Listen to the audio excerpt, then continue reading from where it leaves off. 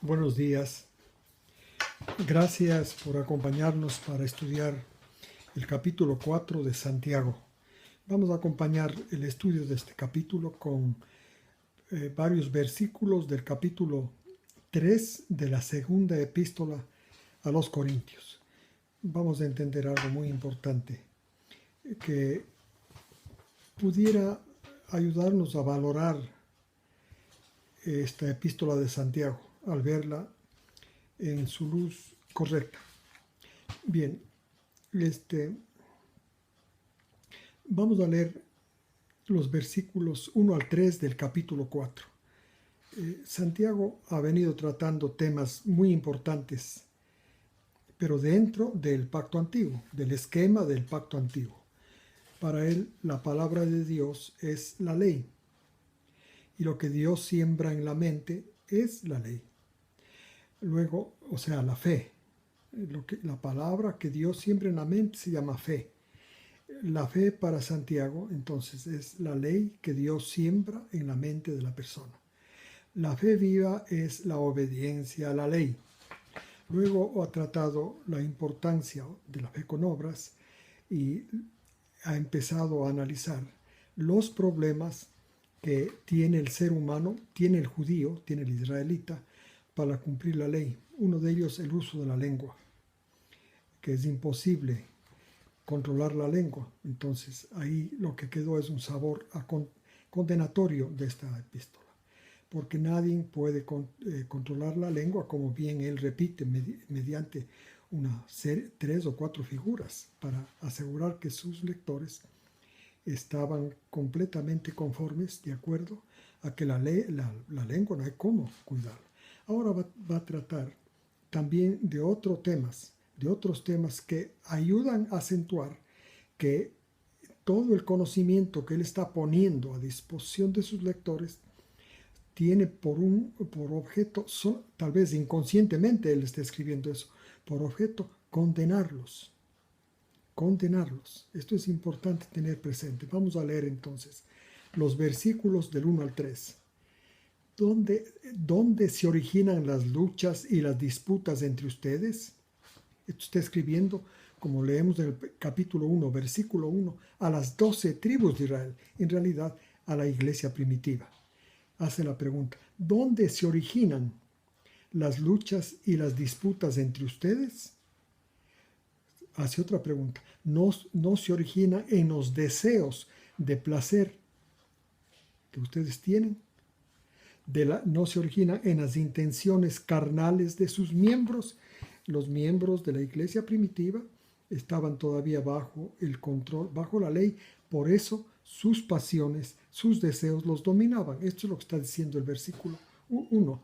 El 2, si no tienen codicias, entonces matan, les condena aún más. Son envidiosos, le está escribiendo a los miembros de la iglesia primitiva, a las 12 tribus, como él llama. Y dice, son envidiosos y no pueden obtener lo que envidian. Por eso pelean.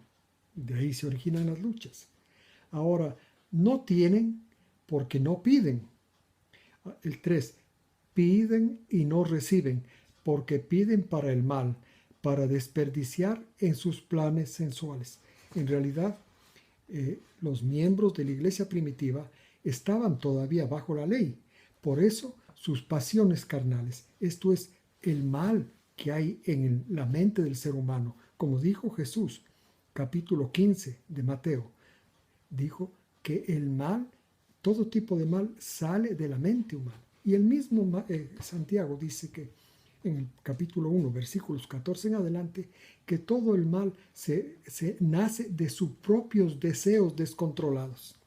Entonces, todavía no han vencido eso, todavía están bajo el control de sus deseos descontrolados. Esto es condenatorio. Todavía están bajo la ley. Es importante sacar la lección que debemos sacar de estos capítulos. Versículos 4 al 10. Les dice a los que escribe, la iglesia primitiva, las 12 tribus, apóstatas y adúlteros, no han salido de bajo la ley todavía. ¿No saben que la amistad con el mundo es la enemistad con Dios? Además de estar bajo sus deseos sensuales, también estaban unidos al mundo, los miembros de la iglesia primitiva. Por esto, si alguno quiere ser amigo del mundo, se constituye en enemigo de Dios. 5. Piensas que la Escritura dice, sin ningún propósito, celosamente nos anhela el Espíritu que Él ha hecho residir en nosotros. 6. Y nos da gracia en grande. En consecuencia, Dios se opone a los orgullosos, pero da vida a los humildes. Sigue condenando realmente las actitudes que tienen los miembros de la iglesia primitiva, porque están todavía bajo la ley. El 7. Por lo tanto, subordínense a Dios, sométanse a Dios y resistan al diablo, y el diablo huirá de ustedes. Otra vez, le está aconsejando que hagan el esfuerzo de ellos salir debajo el control del diablo, que es bajo la ley. 8. Acérquense a Dios y Él se acercará a ustedes. Limpien sus manos pecadoras, purifiquen sus corazones, ustedes que dudan. O sea, realmente está describiendo la actitud de un cristiano que todavía no ha salido del pacto antiguo, que está bajo la ley, por eso es que lo está condenando. Y justamente esta es la función de la ley, condenar. En realidad lo que está haciendo Santiago es cumplir esa función de la ley, aunque tal vez él no se dé cuenta. Condenar a los que están bajo la ley. El versículo 9 dice, dense cuenta de su miseria y lamentense y lloren, que su risa se transforme en lamento y su gozo en tristeza. O sea, que sientan el peso de la condenación. Esto es bien importante entender, hermanos. Si uno no está condenado, no se siente condenado, nunca puede ir a Jesús.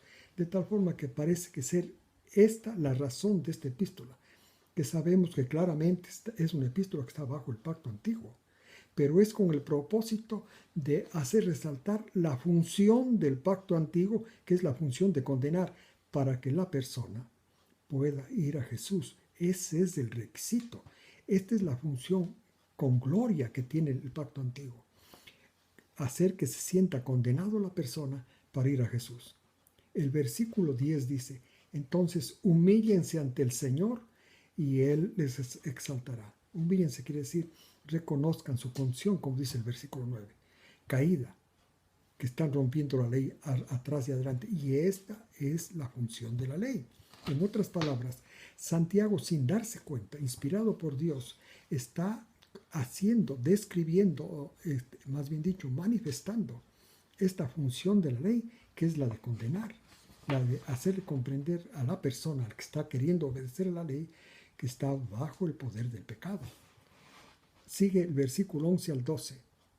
Hermanos, así es que no se calumnien unos a otros. También dice, no se hablen mal unos de otros, no se critiquen unos a otros. El que calumnia, o sea, el que habla mal, el que miente a su hermano, el que juzga a su hermano, habla contra la ley y juzga la ley. Ahora, si juzgas a la ley, no eres un hacedor de la ley, sino un juez de ella. Aquí nuevamente está haciendo resaltar la condición caída, condenada por la ley de los miembros de la iglesia primitiva. La razón es porque sí creían que Jesús es el Mesías, pero querían guardar la ley. En otras palabras, no hacían valer lo que ocurrió en la cruz, en el cuerpo de Jesús.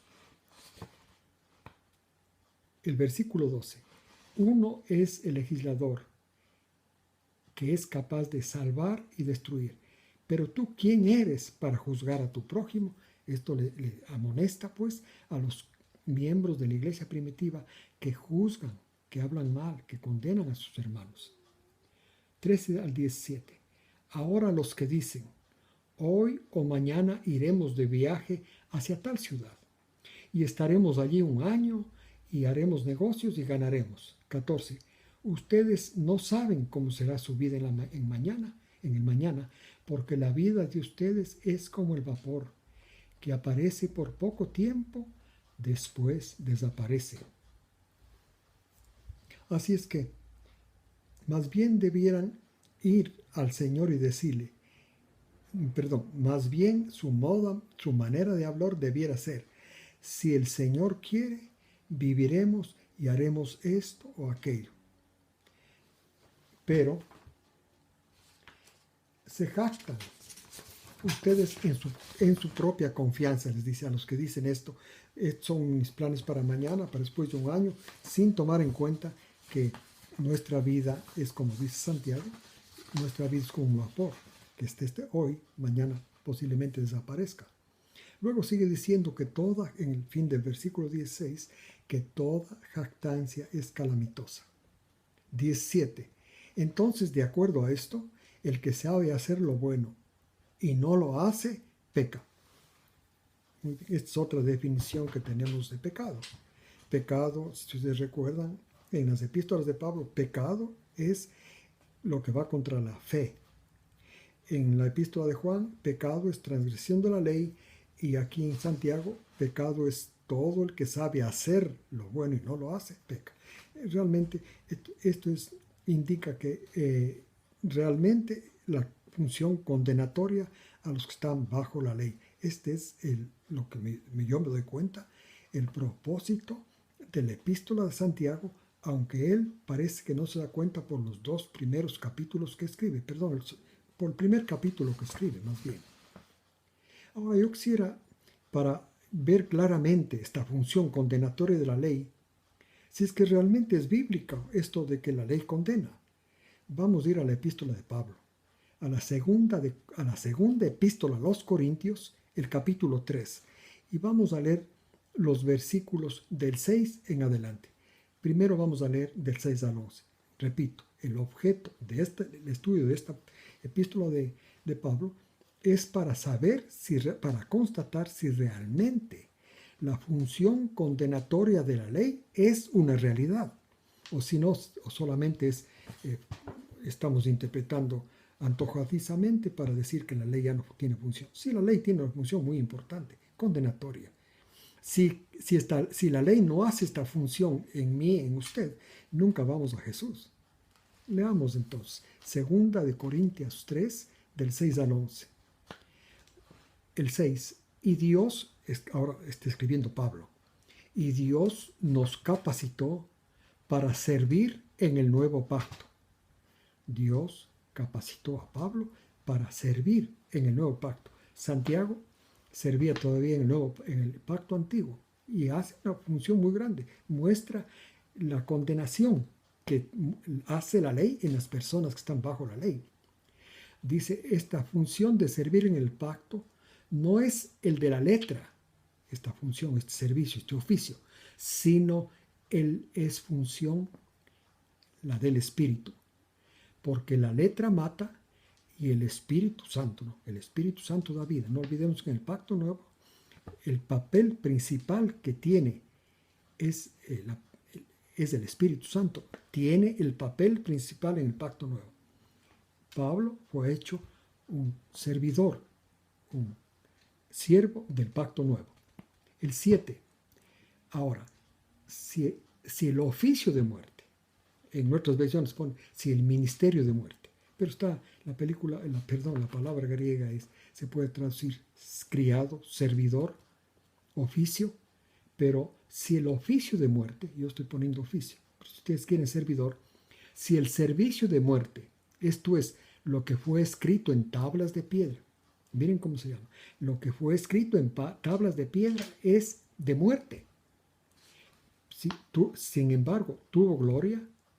Por eso los hijos de Israel no podían mirar el rostro de Moisés cuando recibió las tablas de la ley, por causa de la gloria en su rostro, aunque esta gloria era inactiva.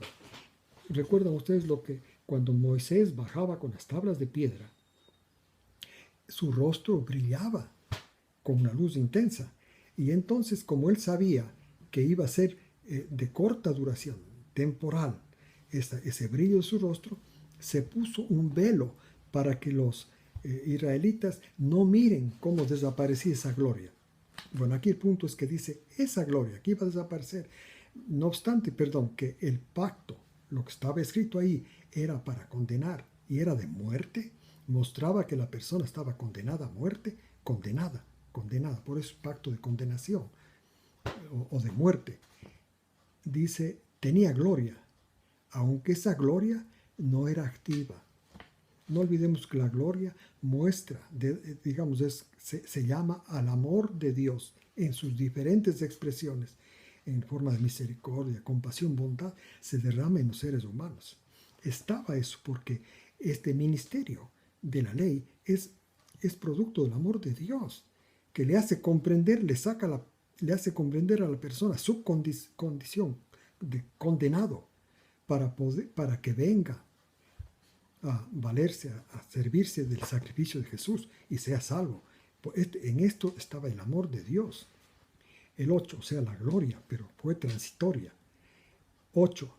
¿Cómo no será con más gloria el ministerio del Espíritu? Esto es el pacto nuevo, la obra del Espíritu Santo. Repito, en el pacto nuevo, la función principal tiene el Espíritu Santo. Versículo 9. Porque si el oficio de condenación, el ministerio de condenación, tuvo gloria, esto es el de la ley, el que bajó a Moisés en las tablas, mucho más sobreabundará en gloria el ministerio de la justificación, que es la obra del Espíritu Santo en el pacto nuevo. 10. Porque también lo que era glorioso, aunque en este caso ya no es glorioso, esto es las tablas, el ministerio de los 10 mandamientos, porque el glorioso oficio del Espíritu le sobrepasa. O sea, la obra del Espíritu Santo tiene muchísima más gloria que la obra de los 10 mandamientos. Repito, la gloria de los 10 mandamientos es hacerle comprender a la persona, como lo estaba haciendo Santiago, que está condenado, que está perdido, para que vaya a Jesús. Y ahí tiene la salvación.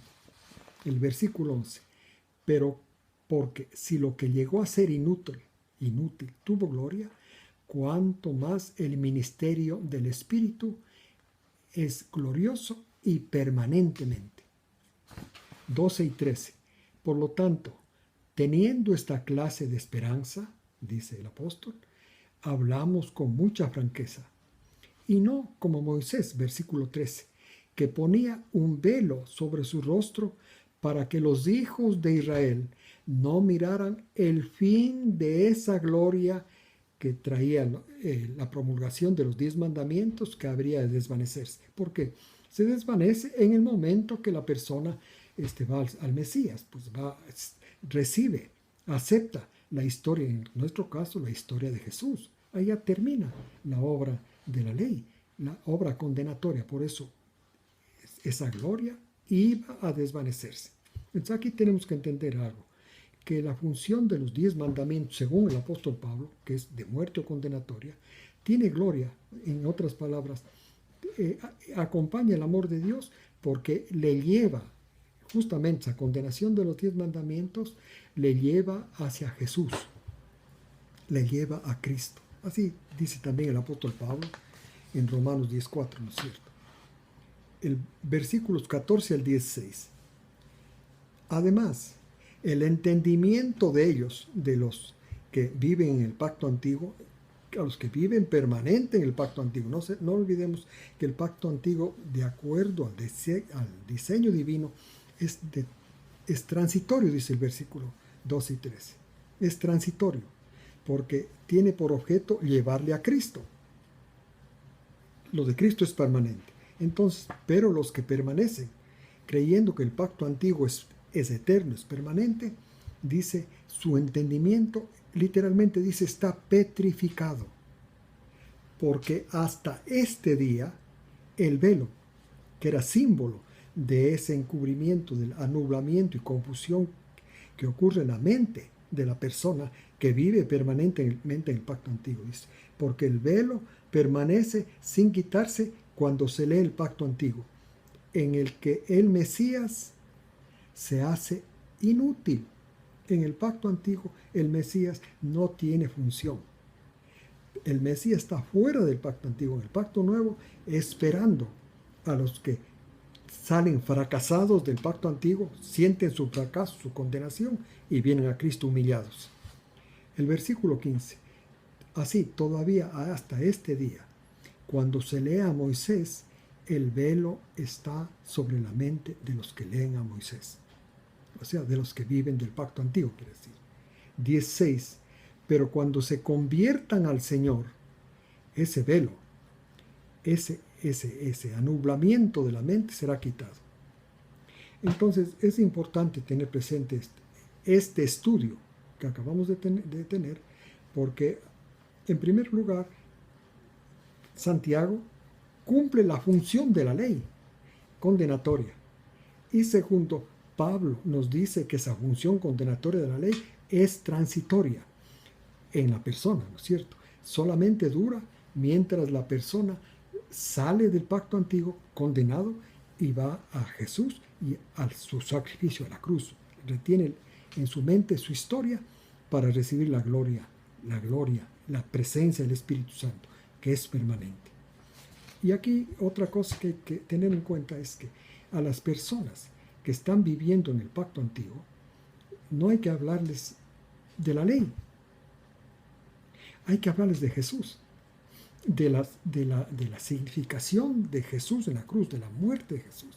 Porque si ellos se convierten al Cristo crucificado, al que murió en la cruz, van a ser su velo es quitado y van a entender la función de la ley, y no como ahora creen, que es necesario suplir a la obediencia de Jesús, añadir, complementar con su obediencia a la ley. Espero que puedan ustedes meditar en este estudio y ayudarse a sí mismos y ayudar también a otras personas que tal vez estén viviendo en el pacto antiguo, hablándoles de Jesús crucificado. Que Dios los bendiga en esta Navidad a ustedes y a sus familias.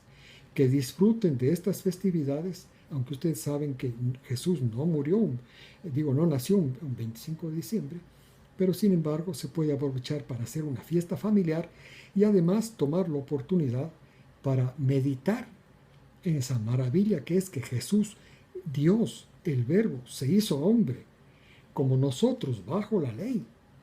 Por eso sufrió toda tentación. Sin embargo, soportó toda tentación, permaneciendo, perseverando en la fe, y así calificó para quedar inmaculado, a fin de recibir nuestros pecados y lavarnos en su cuerpo en la cruz, y finalmente morir, matarnos a la ley para darnos su Espíritu Santo. Es una muy buena oportunidad entonces, hoy y mañana, meditar en las escenas de la historia de Jesús en la cruz. Que Dios los bendiga entonces a ustedes también y a sus familias, también en estas semanas.